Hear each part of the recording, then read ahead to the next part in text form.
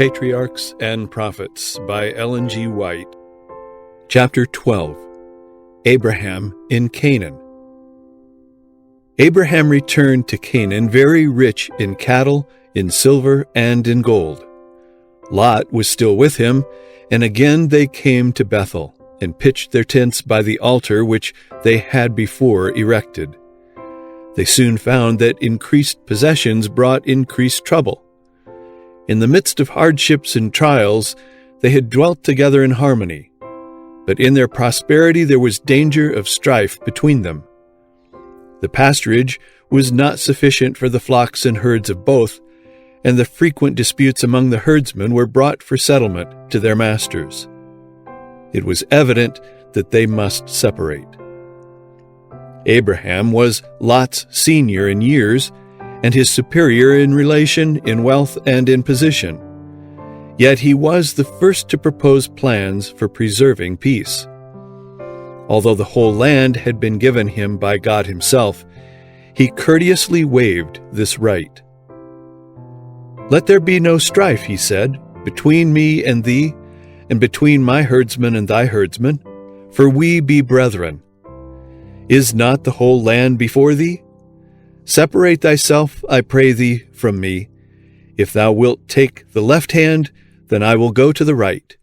Or if thou depart to the right hand, then I will go to the left." Here the noble, unselfish spirit of Abraham was displayed. How many under similar circumstances would, at all hazards, cling to their individual rights and preferences? How many households have been thus rent asunder? How many churches have been divided, making the cause of truth a byword and a reproach among the wicked? "Let there be no strife between me and thee," said Abraham, "for we be brethren, not only by natural relationship, but as worshippers of the true God. The children of God the world over are one family, and the same spirit of love and conciliation should govern them. Be kindly affectioned one to another with brotherly love. In honor, preferring one another is the teaching of our Savior." The cultivation of a uniform courtesy, a willingness to do to others as we would wish them to do to us, would annihilate half the ills of life. The spirit of self-aggrandizement is the spirit of Satan. But the heart in which the love of Christ is cherished will possess that charity which seeketh not her own. Such will heed the divine injunction, "Look not every man on his own things, but every man also on the things of others." Philippians 2, verse 4. Although Lot owed his prosperity to his connection with Abraham, he manifested no gratitude to his benefactor. Courtesy would have dictated that he yield the choice to Abraham, but instead of this, he selfishly endeavored to grasp all its advantages. He lifted up his eyes and beheld all the plain of Jordan, that it was well watered everywhere, even as the garden of the Lord, like the land of Egypt, as thou comest unto Zoar. The most fertile region in all Palestine was the Jordan Valley, reminding the beholders of the lost paradise and equaling the beauty and productiveness of the Nile-enriched plains they had so lately left. There were cities also, wealthy and beautiful, inviting to profitable traffic in their crowded marts. Dazzled with visions of worldly gain, Lot overlooked the moral and spiritual evils that would be encountered there. The inhabitants of the plain were sinners before the Lord exceedingly, but of this he was ignorant, or, knowing, gave it but little weight. He chose him all the plain of Jordan, and pitched his tent toward Sodom. How little did he foresee the terrible results of that selfish choice.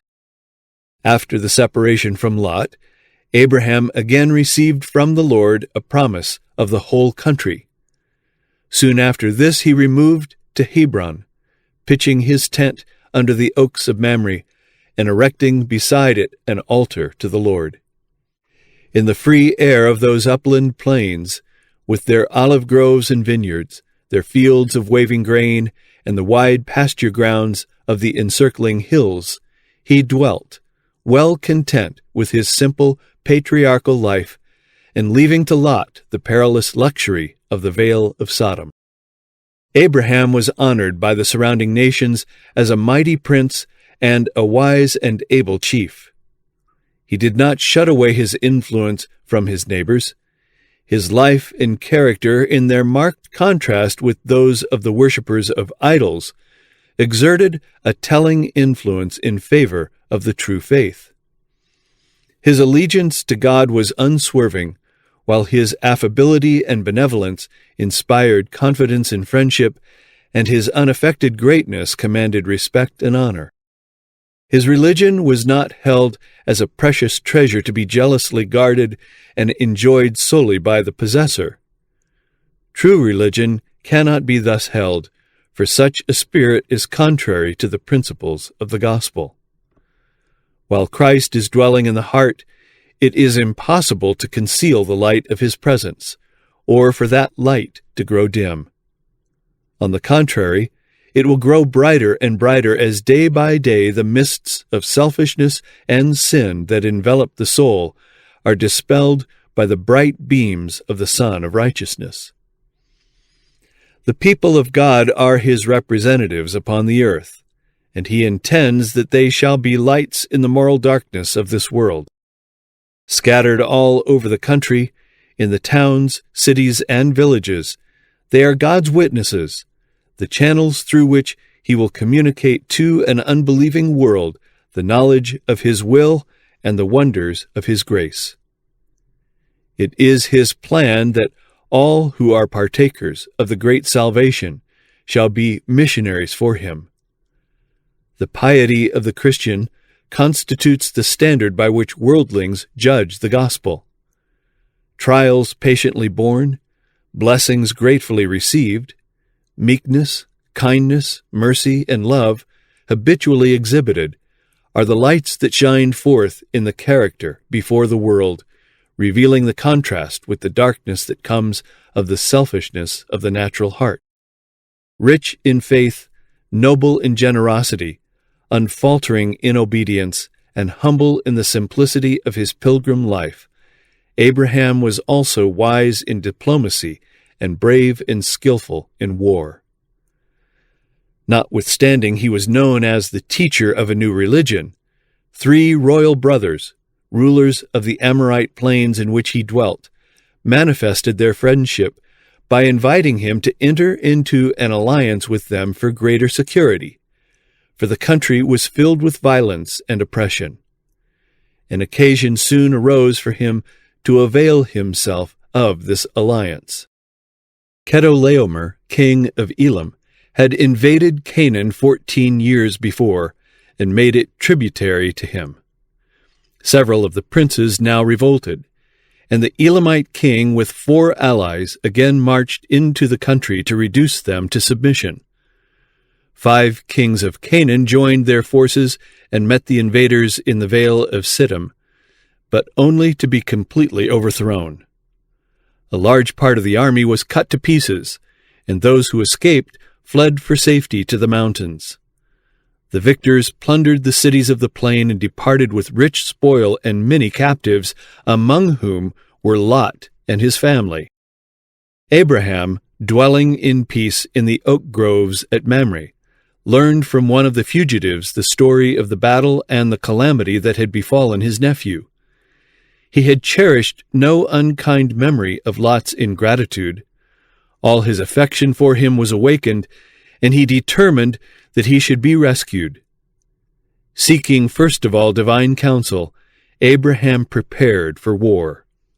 From his own encampment he summoned 318 trained servants, men trained in the fear of God, in the service of their master, and in the practice of arms. His confederates, Mamre, Eshcol, and Aner, joined him with their bands, and together they started in pursuit of the invaders. The Elamites and their allies had encamped at Dan, on the northern border of Canaan. flushed with victory, and having no fear of an assault from their vanquished foes, they had given themselves up to reveling. The patriarch divided his force so as to approach from different directions, and came upon the encampment by night. His attack, so vigorous and unexpected, resulted in speedy victory. The king of Elam was slain, and his panic-stricken forces were utterly routed. Lot and his family, with all the prisoners and their goods, were recovered, and a rich booty fell into the hands of the victors. To Abraham, under God, the triumph was due. The worshipper of Jehovah had not only rendered a great service to the country, but had proved himself a man of valor. It was seen that righteousness is not cowardice, and that Abraham's religion made him courageous in maintaining the right and defending the oppressed. His heroic act gave him a widespread influence among the surrounding tribes. On his return, the king of Sodom came out with his retinue to honor the conqueror. He bade him take the goods, begging only that the prisoners should be restored. By the usage of war, the spoils belonged to the conquerors, but Abraham had undertaken this expedition with no purpose of gain, and he refused to take advantage of the unfortunate, only stipulating that his confederates should receive the portion to which they were entitled. Few, if subjected to such a test, would have shown themselves as noble as did Abraham. Few would have resisted the temptation to secure so rich a booty. His example is a rebuke to self-seeking, mercenary spirits. Abraham regarded the claims of justice and humanity. His conduct illustrates the inspired maxim, "Thou shalt love thy neighbor as thyself." Leviticus 19, verse 18. "I have lifted up my hand," he said, "unto the Lord, the Most High God, the possessor of heaven and earth, that I will not take from a thread even to a shoe latchet, and that I will not take anything that is thine, lest thou shouldest say, I have made Abram rich." He would give them no occasion to think that he had engaged in warfare for the sake of gain, or to attribute his prosperity to their gifts or favor. God had promised to bless Abraham, and to him the glory should be ascribed. Another who came out to welcome the victorious patriarch was Melchizedek, king of Salem, who brought forth bread and wine for the refreshment of his army. As priest of the Most High God, he pronounced a blessing upon Abraham, and gave thanks to the Lord, who had wrought so great a deliverance for his servant. And Abraham gave him tithes of all. Abraham gladly returned to his tents and his flocks, but his mind was disturbed by harassing thoughts. He had been a man of peace, so far as possible shunning enmity and strife, and with horror he recalled the scene of carnage he had witnessed. But the nations whose forces he had defeated would doubtless renew the invasion of Canaan, and make him the special object of their vengeance. Becoming thus involved in national quarrels, the peaceful quiet of his life would be broken. Furthermore, he had not entered upon the possession of Canaan, nor could he now hope for an heir to whom the promise might be fulfilled. In a vision of the night, the divine voice was again heard. "Fear not, Abram," were the words of the Prince of Princes. "I am thy shield and thy exceeding great reward." But his mind was so oppressed by forebodings that he could not now grasp the promise with unquestioning confidence as heretofore. He prayed for some tangible evidence that it would be fulfilled. And how was the covenant promise to be realized while the gift of a son was withheld? "What wilt thou give me," he said, "seeing I go childless? And lo, one born in my house is mine heir." He proposed to make his trusty servant Eliezer his son by adoption, and the inheritor of his possessions. But he was assured that a child of his own was to be his heir. Then he was led outside his tent and told to look up to the unnumbered stars glittering in the heavens. And as he did so, the words were spoken, "So shall thy seed be." Abraham believed God, and it was counted unto him for righteousness. Romans 4, verse 3. Still, the patriarch begged for some visible token as a confirmation of his faith and as an evidence to after generations that God's gracious purposes toward them would be accomplished. The Lord condescended to enter into a covenant with his servant, employing such forms as were customary among men for the ratification of a solemn engagement. By divine direction, Abraham sacrificed a heifer, a she-goat, and a ram, each 3 years old, dividing the bodies and laying the pieces a little distance apart. To these he added a turtle dove and a young pigeon, which, however, were not divided. This being done, he reverently passed between the parts of the sacrifice, making a solemn vow to God of perpetual obedience. Watchful and steadfast, he remained beside the carcasses till the going down of the sun, to guard them from being defiled or devoured by birds of prey. About sunset, he sank into a deep sleep, and lo, a horror of great darkness fell upon him. And the voice of God was heard bidding him not to expect immediate possession of the promised land, and pointing forward to the sufferings of his posterity before their establishment in Canaan. The plan of redemption was here open to him in the death of Christ, the great sacrifice, and his coming in glory. Abraham saw also the earth restored to its Eden beauty, to be given him for an everlasting possession as the final and complete fulfillment of the promise. As a pledge of this covenant of God with men, a smoking furnace and a burning lamp, symbols of the divine presence, passed between the severed victims, totally consuming them. And again a voice was heard by Abraham, confirming the gift of the land of Canaan to his descendants, from the river of Egypt unto the great river, the river Euphrates. When Abraham had been nearly 25 years in Canaan, the Lord appeared unto him and said, I am the Almighty God. Walk before me, and be thou perfect. In awe the patriarch fell upon his face, and the message continued. Behold, my covenant is with thee, and thou shalt be a father of many nations. In token of the fulfillment of this covenant, his name, heretofore called Abram, was changed to Abraham, which signifies father of a great multitude. Sarai's name became Sarah, princess. For, said the divine voice, she shall be a mother of nations, kings of people shall be of her. At this time the rite of circumcision was given to Abraham as a seal of the righteousness of the faith which he had yet, being uncircumcised. Romans 4, verse 11. It was to be observed by the patriarch and his descendants as a token that they were devoted to the service of God and thus separated from idolaters, and that God accepted them as his peculiar treasure. By this rite they were pledged to fulfill on their part the conditions of the covenant made with Abraham.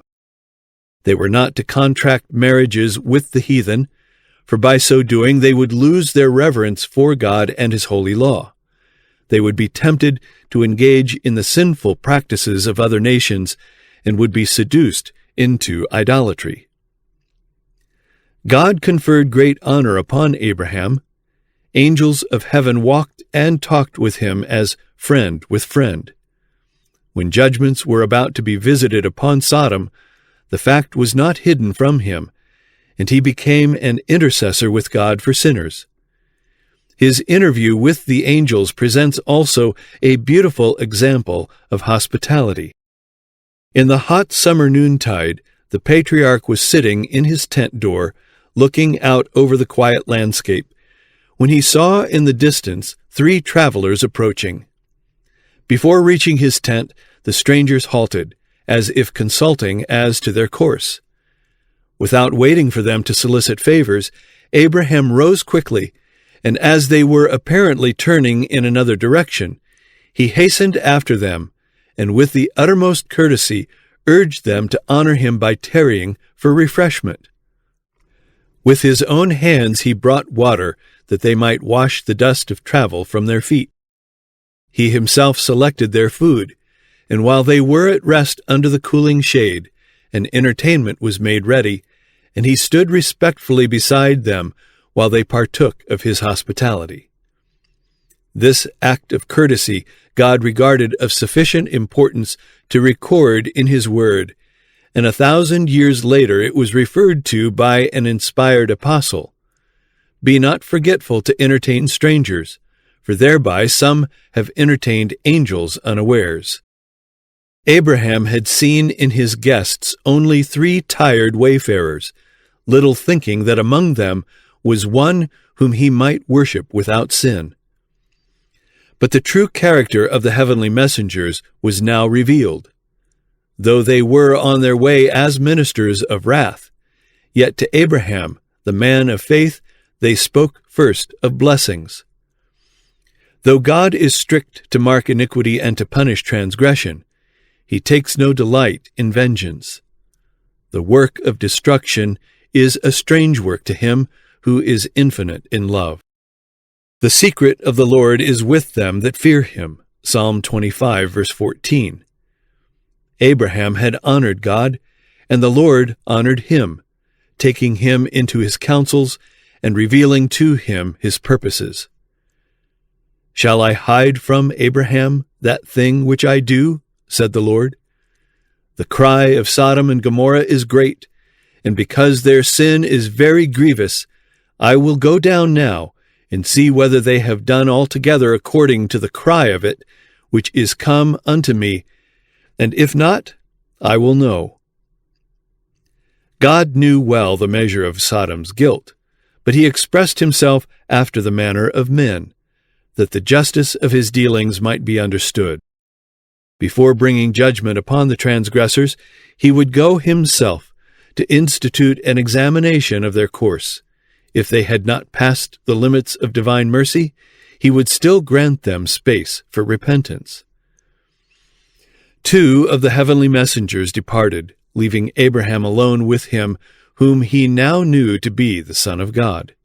And the man of faith pleaded for the inhabitants of Sodom. Once he had saved them by his sword. Now he endeavored to save them by prayer.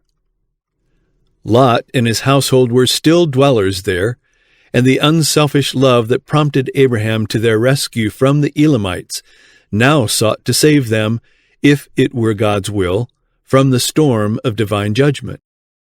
With deep reverence and humility he urged his plea. I have taken upon me to speak unto the Lord, which am but dust and ashes. There was no self-confidence, no boasting of his own righteousness. He did not claim favor on the ground of his obedience, or of the sacrifices he had made in doing God's will. Himself a sinner, he pleaded in the sinner's behalf.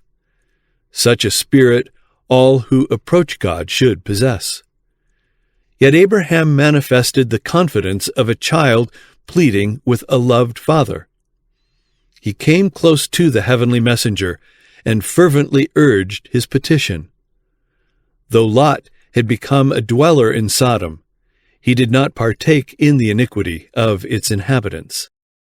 Abraham thought that in that populous city there must be other worshippers of the true God, and in view of this he pleaded, That be far from thee, to do after this manner, to slay the righteous with the wicked. That be far from thee. Shall not the judge of all the earth do right? Abraham asked not once merely, but many times. Waxing bolder as his requests were granted, he continued until he gained the assurance that if even 10 righteous persons could be found in it, the city would be spared. Love for perishing souls inspired Abraham's prayer. While he loathed the sins of that corrupt city, he desired that the sinners might be saved. His deep interest for Sodom shows the anxiety that we should feel for the impenitent. We should cherish hatred of sin, but pity and love for the sinner. All around us are souls going down to ruin as hopeless, as terrible as that which befell Sodom. Every day the probation of some is closing. Every hour some are passing beyond the reach of mercy. And where are the voices of warning and entreaty to bid the sinner flee from this fearful doom? Where are the hands stretched out to draw him back from death? Where are those who with humility and persevering faith are pleading with God for him? The spirit of Abraham was the spirit of Christ. The Son of God is himself the great intercessor in the sinner's behalf. He who has paid the price for its redemption knows the worth of the human soul. With an antagonism to evil such as can exist only in a nature spotlessly pure, Christ manifested toward the sinner a love which infinite goodness alone could conceive. In the agonies of the crucifixion, himself burdened with the awful weight of the sins of the whole world, he prayed for his revilers and murderers, "Father, forgive them, for they know not what they do." Luke 23, verse 34. Of Abraham it is written that he was called the friend of God, the father of all them that believe. James 2, verse 23, Romans 4, verse 11. The testimony of God concerning this faithful patriarch is, "Abraham obeyed my voice and kept my charge, my commandments, my statutes, and my laws." And again, "I know him that he will command his children and his household after him, and they shall keep the way of the Lord, to do justice and judgment, that the Lord may bring upon Abraham that which he hath spoken of him." It was a high honor to which Abraham was called, that of being the father of the people who for centuries were the guardians and preservers of the truth of God for the world, of that people through whom all the nations of the earth shall be blessed in the advent of the promised Messiah. But he who called the patriarch judged him worthy. It is God that speaks. He who understands the thoughts afar off and places the right estimate upon men says, "I know him." There would be on the part of Abraham no betraying of the truth for selfish purposes. He would keep the law and deal justly and righteously. He would not only fear the Lord himself, but would cultivate religion in his home. He would instruct his family in righteousness. The law of God would be the rule in his household. Abraham's household comprised more than 1,000 souls. Those who were led by his teachings to worship the one God found a home in his encampment. And here, as in a school, they received such instruction as would prepare them to be representatives of the true faith. Thus a great responsibility rested upon him. He was training heads of families, and his methods of government would be carried out in the households over which they should preside. In the early times the father was the ruler and priest of his own family, and he exercised authority over his children even after they had families of their own. His descendants were taught to look up to him as their head in both religious and secular matters. This patriarchal system of government Abraham endeavored to perpetuate, as it tended to preserve the knowledge of God. It was necessary to bind the members of the household together, in order to build up a barrier against the idolatry that had become so widespread and so deep-seated. Abraham sought by every means in his power to guard the inmates of his encampment against mingling with the heathen and witnessing their idolatrous practices. for he knew that familiarity with evil would insensibly corrupt the principles. The greatest care was exercised to shut out every form of false religion and to impress the mind with the majesty and glory of the living God as the true object of worship. It was a wise arrangement which God himself had made to cut off his people so far as possible from connection with the heathen, making them a people dwelling alone and not reckoned among the nations. He had separated Abraham from his idolatrous kindred, that the patriarch might train and educate his family apart from the seductive influences which would have surrounded them in Mesopotamia, and that the true faith might be preserved in its purity by his descendants from generation to generation. Abraham's affection for his children and his household led him to guard their religious faith, to impart to them a knowledge of the divine statutes as the most precious legacy he could transmit to them, and through them to the world. All were taught that they were under the rule of the God of heaven.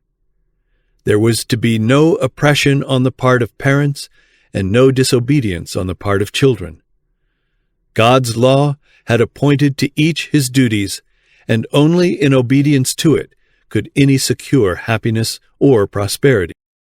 His own example, the silent influence of his daily life, was a constant lesson.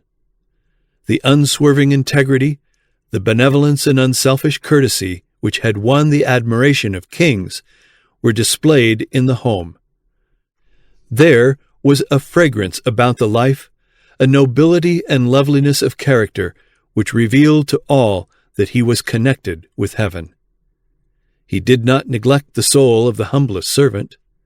In his household there was not one law for the master and another for the servant, a royal way for the rich and another for the poor. All were treated with justice and compassion, as inheritors with him of the grace of life. He will command his household. There would be no sinful neglect to restrain the evil propensities of his children, no weak, unwise, indulgent favoritism, no yielding of his conviction of duty to the claims of mistaken affection. Abraham would not only give right instruction, but he would maintain the authority of just and righteous laws. How few there are in our day who follow this example. On the part of too many parents, there is a blind and selfish sentimentalism, miscalled love, which is manifested in leaving children with their unformed judgment and undisciplined passions to the control of their own will. This is the veriest cruelty to the youth and a great wrong to the world. Parental indulgence causes disorder in families and in society. It confirms in the young the desire to follow inclination instead of submitting to the divine requirements. Thus they grow up with a heart averse to doing God's will, and they transmit their irreligious, insubordinate spirit to their children and children's children. Like Abraham, parents should command their households after them. Let obedience to parental authority be taught and enforced as the first step in obedience to the authority of God. The light esteem in which the law of God is held, even by religious leaders, has been productive of great evil.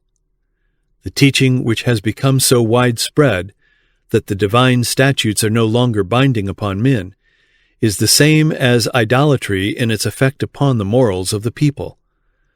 Those who seek to lessen the claims of God's holy law are striking directly at the foundation of the government of families and nations. Religious parents, failing to walk in his statutes, do not command their household to keep the way of the Lord. The law of God is not made the rule of life.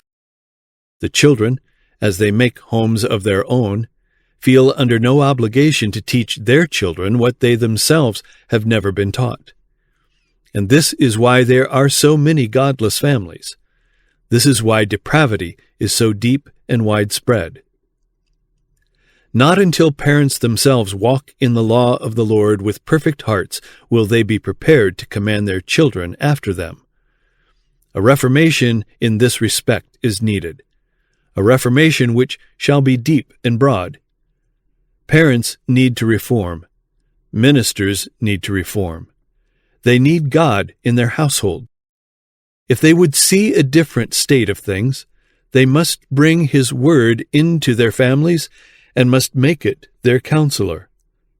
They must teach their children that it is the voice of God addressed to them and is to be implicitly obeyed. They should patiently instruct their children, kindly and untiringly teach them how to live in order to please God. The children of such a household are prepared to meet the sophistries of infidelity. They have accepted the Bible as the basis of their faith, and they have a foundation that cannot be swept away by the incoming tide of skepticism. In too many households, prayer is neglected. Parents feel that they have no time for morning and evening worship. They cannot spare a few moments to be spent in thanksgiving to God for His abundant mercies, for the blessed sunshine and the showers of rain which cause vegetation to flourish, and for the guardianship of holy angels. They have no time to offer prayer for divine help and guidance, and for the abiding presence of Jesus in the household. They go forth to labor as the ox or the horse goes, without one thought of God or heaven. They have souls so precious that rather than permit them to be hopelessly lost, the Son of God gave His life to ransom them. But they have little more appreciation of His great goodness than have the beasts that perish. Like the patriarchs of old, those who profess to love God should erect an altar to the Lord wherever they pitch their tent. If ever there was a time when every house should be a house of prayer, it is now. Fathers and mothers should often lift up their hearts to God in humble supplication for themselves and their children. Let the father, as priest of the household, lay upon the altar of God the morning and evening sacrifice, while the wife and children unite in prayer and praise. In such a household, Jesus will love to tarry. From every Christian home, a holy light should shine forth. Love should be revealed in action. It should flow out in all home intercourse, showing itself in thoughtful kindness, in gentle, unselfish courtesy. There are homes where this principle is carried out, homes where God is worshipped and truest love reigns. From these homes, morning and evening prayer ascends to God as sweet incense, and His mercies and blessings descend upon the suppliants like the morning dew. A well-ordered Christian household is a powerful argument in favor of the reality of the Christian religion, an argument that the infidel cannot gainsay. All can see that there is an influence at work in the family that affects the children, and that the God of Abraham is with them. If the homes of professed Christians had a right religious mold, they would exert a mighty influence for good. They would indeed be the light of the world. The God of heaven speaks to every faithful parent in the words addressed to Abraham, "I know him, that he will command his children and his household after him, and they shall keep the way of the Lord, to do justice and judgment, that the Lord may bring upon Abraham that which he hath spoken of him."